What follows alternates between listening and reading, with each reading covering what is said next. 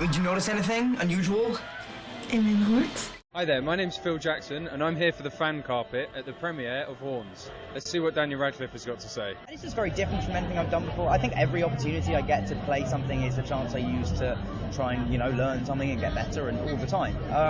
But yeah, this was definitely a really fun one. I think when I'm approaching a script, you want to go, have I done this before? Have people seen me do this kind of thing before? Not necessarily because it's not always a comment on Potter. I also don't want to repeat The Woman in Black or Kill Your Darlings, and so it's. But yeah, this film was definitely, like, when I read it, I was like, this is so original and crazy. I've not done anything like this. And it's based on a book, so did you have to go to the source material as well to really get yourself into the right headset?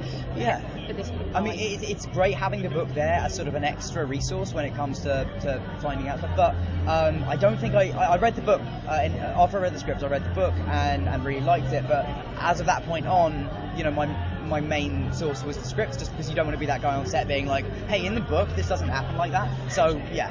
Something that really was exciting to me, or at least interesting and just something unusual, is that the entire film I'm a memory, but I'm also the memory of someone who really, really loved my character. Merrin and Ig are desperately in love from the minute they meet each other around age 10.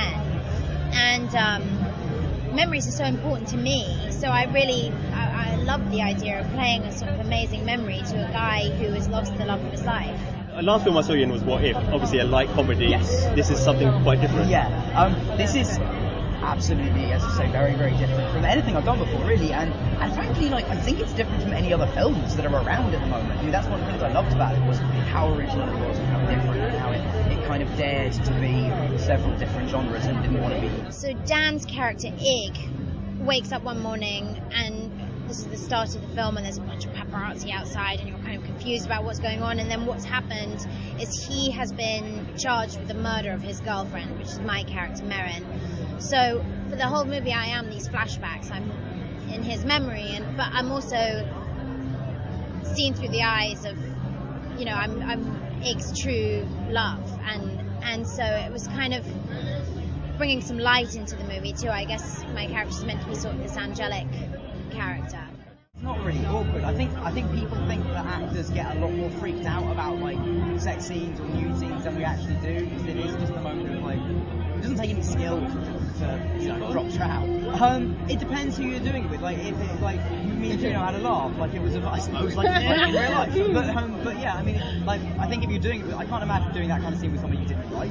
Did you then work with Daniel to build that relationship? So Definitely you've got a spent truthful. a lot of time getting to know each other, and being honest. This is who I was. At 16, I was doing this. 14, and I thought that was important, and I so appreciated that we spent the time doing that, because I really think it makes the chemistry just another level. And also, now I think we'll be homies for the rest of our lives, which is so amazing. I love him. Which one of those powers that you get from your horns did you prefer? I don't think I'd want any of them, to be honest. I definitely wouldn't want to be able to hear what other people are thinking. That would be terrible.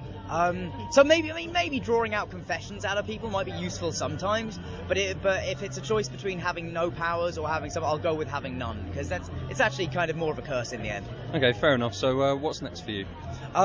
There's stuff coming up, but I guess I can't really talk about it yet. So that's happening.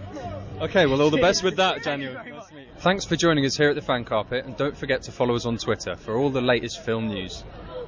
Thank you and goodbye. What's that snake doing around your neck? Made a new friend. Are those horns? Damn right, they're horns.